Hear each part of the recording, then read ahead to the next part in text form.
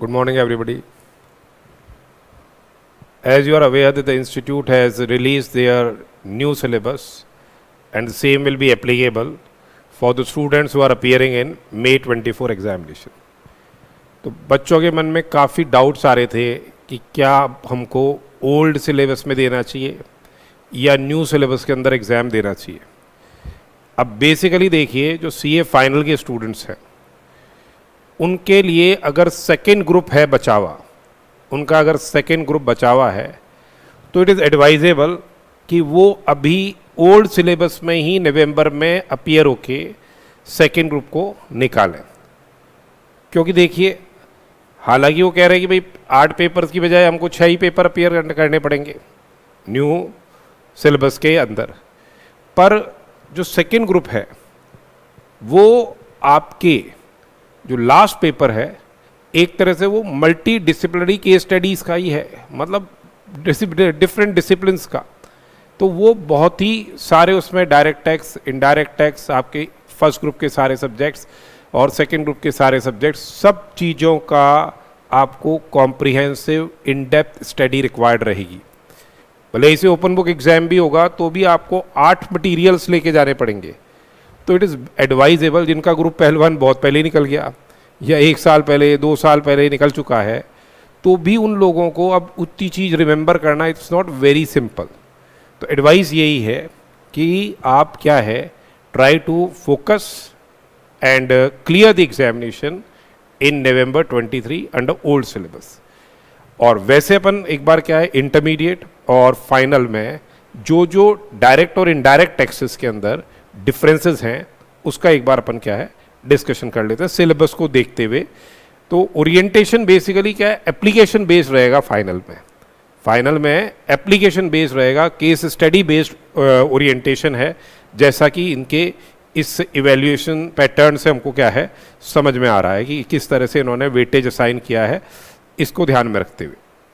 जहाँ तक सिलेबस की बात है, जो आपके इंटरमीडिएट लेवल पे टैक्सेशन जो सब्जेक्ट था, इंटरमीडिएट लेवल पे जो टैक्सेशन सब्जेक्ट था, जो ओल्ड सिलेबस था उसके अंदर ये इनकम टैक्स जो लॉ है, इनकम टैक्स जो लॉ है that was what 60 marks portion, और जो इनडायरेक्ट टैक्सेस है वो 40 मार्क्स का पोर्शन था. अब इसको क्या कर दिया है, 50-50 मार्क्स का कर दिया है. At present it has been made 50 marks for income tax and 50 marks for say the indirect tax. Syllabus देखते हैं एक बार, इसमें क्या अंतर आया है. एक तो ये देखो साहब, जो लेवल ऑफ नॉलेज की हम बात कर रहे हैं, अब यहाँ पे जो कॉम्प्रिहेंशन एंड नॉलेज है बेस्ड क्वेश्चंस 5 to 20% आएंगे, और एनालिसिस एंड एप्लीकेशन बेस्ड आप एक बार सब्जेक्ट को अंडरस्टैंड कर गए तो फिर आपके क्या है analysis and application based questions है. तो इनकम टैक्स के अंदर इंटरमीडिएट लेवल पे 80 to 95% weightage will be on the analysis and application, और इनडायरेक्ट टैक्सेस के अंदर बट नेचुरल है पहले डेफिनेशंस वगैरह ये सब चीज़ें 15 to 45% रहेगी जो नॉलेज बेस्ड होंगी, और एप्लीकेशन बेस्ड रहेगी 55 to 85%. तो ज़्यादा केस स्टडी बेस्ड उसकी कैसे आपको अप्लाई करना है जो आपने नॉलेज गेन की है वो यहाँ है. जब फाइनल की बात करते हैं हम, डायरेक्ट टैक्स में जो आपके बेसिक्स जो है conceptual, comprehensive and knowledge based वो 5 to 10% है. एनालिसिस एंड एप्लीकेशन बेस्ड यहाँ भी क्या है 65 to 70% है, और फिर उसकी प्रैक्टिकल एप्लीकेशन अगर आपको केस स्टडीज दे दे या जजमेंट्स दे दें हाई कोर्ट के, सुप्रीम कोर्ट के, उसको एनालाइज करके उसको अप्लाई करना, that is evaluation and synthesis, या 20 to 30% weightage will be there in the final level. और इनडायरेक्ट टैक्स लॉस के अंदर भी जहाँ तक हम बात करें, जीएसटी में कॉम्प्रिहेंशन क्योंकि आप पूरा पढ़ चुके हो एक बार इंटर लेवल पे, इसे 10 to 30% is of what comprehension and knowledge. Analysis and application is 45 to 75%, and then 15 to 25% is what the evaluation and synthesis. Regarding customs and foreign trade policy, ये आपकी 25 to 55% है, 45 to 75% है. यहाँ पे basically आपको application ही करनी है, ज़्यादा आपको केस ओरिएंटेशन नहीं करना. पहले क्या था, ये 75 मार्क्स का था जीएसटी, और 25 मार्क्स का था कस्टम्स। अब क्या हो गया, जीएसटी 80 मार्क्स का हो गया है और customs and foreign trade policy ये आपके 20 मार्क्स का है। ये चेंज आया। एक बार सिलेबस का हम देखें तो ये देखिए इन्होंने क्लियर कर रखा है, it may be presumed that the skills specified in level 1 are inherent, ठीक है, in level 2 only when the candidate possesses level 1 skills. जब आप लेवल 1 स्किल्स क्लियर कर लोगे तब आप लेवल 2 स्किल्स को रीच करोगे, he will be able to achieve what, level 2 skills. तो पहले एक बार सब्जेक्ट की अंडरस्टैंडिंग के बाद ही आप उसका क्या कर सकते हो, लेवल 2 में जाके एनालिसिस और एप्लीकेशन कर सकते हो। उसके बाद लेवल 1 एंड लेवल 2 आ जाएगी तो फिर आप क्या है, लेवल 3 यानी इवैल्यूएशन एंड सिंथेसिस कर सकते हो। इसमें इस तरह के क्वेश्चंस बनेंगे, you have to advise, you have to evaluate, you have to recommend, you have to review, you have to select और you have to assess likewise, जैसे प्लानिंग वगैरह के एस्पेक्ट्स हो गए।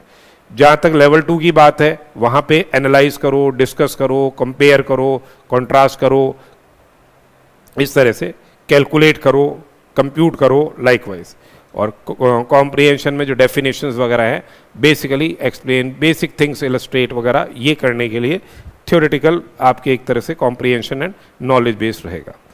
जहाँ तक इंटर के टैक्सेशन की सब्जेक्ट की बात है वो हम बात करते हैं, वो डिस्कस करते हैं। देखिए इंटर का जो टैक्सेशन की बात है,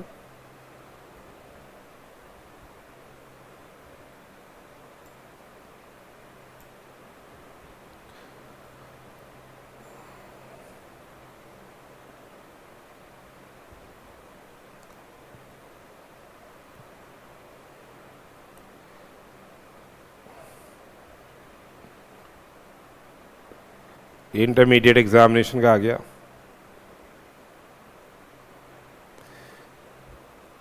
सेल्फ बेस्ड मॉड्यूल है जो ये तो आपको करने ही पड़ेंगे फाइनल में अपीयर होने से पहले। सेट ए और सेट बी तो कंपलसरी है, ठीक है, set A set B compulsory है, सी में से एक इलेक्टिव रहेगा आपका और डी आपके जो न्यू एनईपी के हिसाब से सेट डी बना रखा है।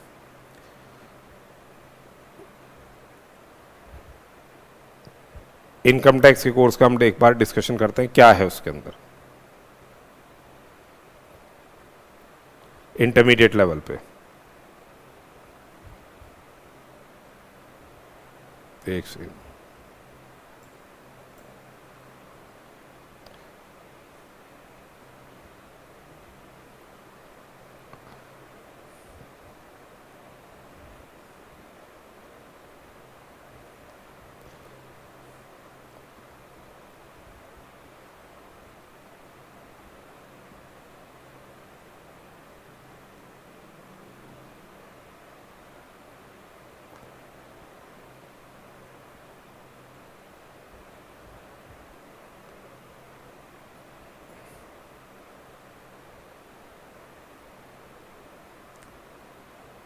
पेपर 3 है ये आपका 100 मार्क्स का। अब जहाँ तक पेपर 3 टैक्सेशन की बात है 100 मार्क्स की, इसमें जो कोर्स कंटेंट है इनकम टैक्स का, पहले ये 60 मार्क्स में आ रहा था, अब यही कोर्स कंटेंट 50 मार्क्स में रहेगा।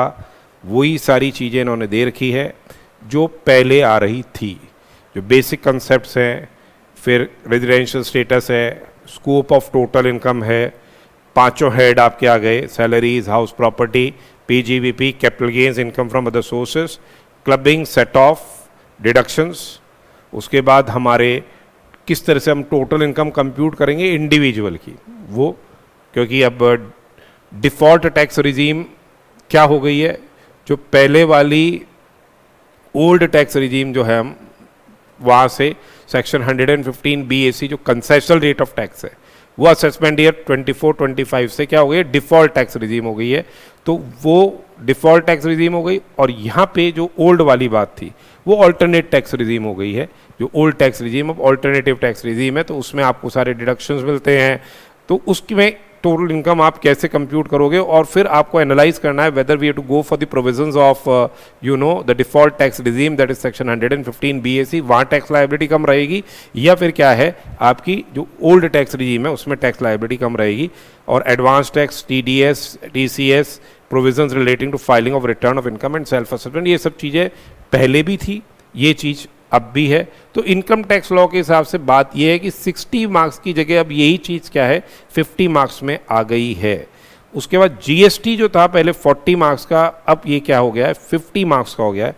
बेसिकली जीएसटी के अंदर पहले आपके ये जो प्लेस ऑफ सप्लाई के प्रोविजंस थे, प्लेस ऑफ सप्लाई के जो प्रोविजंस थे वो क्या है पहले नहीं थे। अब क्या है प्लेस ऑफ सप्लाई वाला, to determine whether supply is inter state supply या इंट्रा स्टेट सप्लाई, उसके लिए you to determine the place of supply, location of supplier and place of supply. तो प्लेस ऑफ सप्लाई के provisions वो क्या है IGST act के, वो यहाँ क्या कर दिए गए, इंट्रोड्यूस कर दिए गए। रेस्ट प्रोविजंस आर सेम, यहाँ कोई दिक्कत वाली बात एज सच नहीं रहेगी। सिर्फ एक चैप्टर आपको फर्दर क्या है, ये फर्दर आपको पढ़ना पड़ेगा जो पहले नहीं था, अब वो यहाँ पे है। ठीक है, इसी हिसाब से अब हम जब फाइनल लेवल को एनालाइज करते हैं, फाइनल लेवल में देखिए, और ऐसा बच्चा सोच रहा था कि भाई मैं तो कॉर्पोरेट लॉ से एग्जेम्प्ट हो गया फाइनल में आने से, या इस स्ट्रेटेजिक कॉस्ट मैनेजमेंट से एग्जेम्प्ट हो गया। भैया वो भी दोनों मॉड्यूल आपको पढ़ने ही पड़ेंगे, चाहे भले से आपका एग्ज़ाम घर बैठ के हो, ऑनलाइन हो, पर बिना पढ़े तो आप ऑनलाइन क्या कर लोगे, सीधी सी बात है, सब्जेक्ट तो पढ़ना ही पड़ेगा।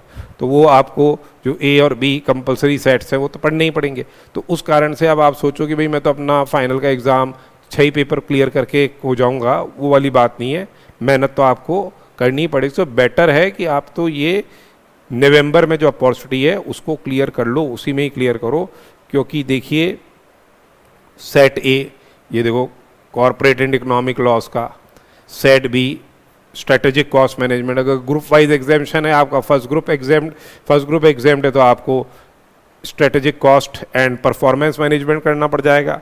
अगर आपका सेकंड ग्रुप क्लियर हुआ है तो आपको कॉर्पोरेट एंड इकोनॉमिक लॉस करना पड़ेगा। सेट सी और सेट डी में अभी इन्होंने कुछ अभी टाइम बीइंग के लिए एग्जामिशन दे रखे हैं, अदरवाइज इसमें से एक इलेक्टिव पेपर देखना है जो अपने पहले से चल रहा था, और ये अब सेट डी और आ गया है जो कि न्यू एजुकेशन पॉलिसी के हिसाब से कॉन्स्टिट्यूशन, साइकोलॉजी, फिलॉसफी, ये सब चीज़। तो बेटर ये है कि आप, मेरी एडवाइस तो यही है कि दो students of CA final examination, those who have already pass group 1, they should try their hard, पूरी मेहनत करें और फिर क्या है work hard to pass what group 2 exam of CA final under old syllabus in November 23 itself rather than going for what May 24, because जो बड़ा subject है वो आपको तकलीफ देगा, छठा सब्जेक्ट डेफिनेटली वो मल्टी डिसिप्लिनरी है, इसलिए वो काफ़ी लेंदी हो गया। और कितने मटेरियल्स आप लेके जाओगे, कहाँ चीज़ें खोल खोल के एनालाइज करोगे, ये देखने वाला बात है। एप्लीकेशन बेस्ड है टोटल, तो सब्जेक्ट की एप्लीकेशन तब आएगी ना जब आपके पास पहले इन डेप्थ नॉलेज हो। तो जिन लोगों का ग्रुप 1 निकल चुका है उन लोगों के लिए तो बड़ी तकलीफ हो गई उसके लिए, जिसने पहले ही निकाल चुका है वो। तो बेटर ये है कि अभी निकालने की कोशिश करो ग्रुप 2। जहाँ तक डायरेक्ट टैक्स की बात है और इंटरनेशनल टैक्सेशन की बात है, पहले 70-30 का था, अब 100 मार्क्स का है। एज सच अलग अलग वेटेज यहाँ पे भी नहीं आ रहा है। देखें, अच्छी बात ये कर दी कि फर्स्ट मतलब इंटरमीडिएट क्लियर करने के बाद, ट्रेनिंग पूरी करने के बाद आपको एक बिजनेस अकाउंटिंग एसोसिएट की रिकॉग्निशन तो मिल रही है।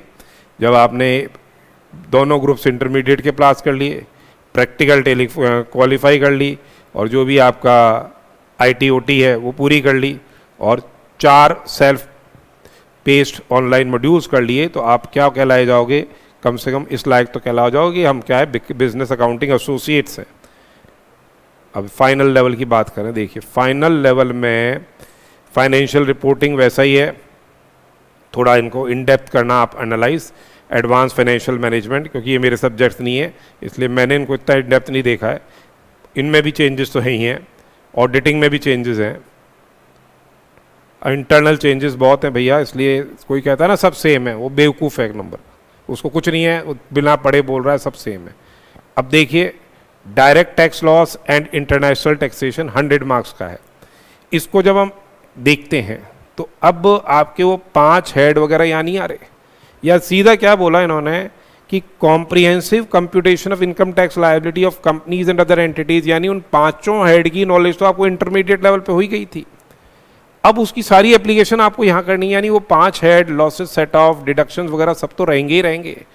पर वो कब आप अप्लाई कब कर पाओगे, जब आपको उनकी ये कंप्यूटेशन कैसे होगी टैक्स लायबिलिटी कंपनी की, जब तक आपको पीजीबीपी की नॉलेज नहीं हो, डिडक्शंस की नॉलेज नहीं हो, अदर सोर्सेज की नॉलेज नहीं हो। तो ये कह रहे हैं कि आपका स्टार्टिंग किससे किया, देखिए comprehensive computation of income tax liability of companies and other entities under alternative tax regime under the income tax act, क्योंकि वही डिफॉल्ट रिजीम तो अलग हो गई और ऑल्टरनेट टैक्स रिजीम की बात कर रहे हैं ये, to optimise the tax liability, जैसे जो भी general provisions under the act है for computation of total income and tax liability, special tax regimes for companies and other entities, and optimisation of tax liabilities of companies and other entities through tax planning, understand करके किस तरह से कहाँ उसकी tax liability कम आएगी।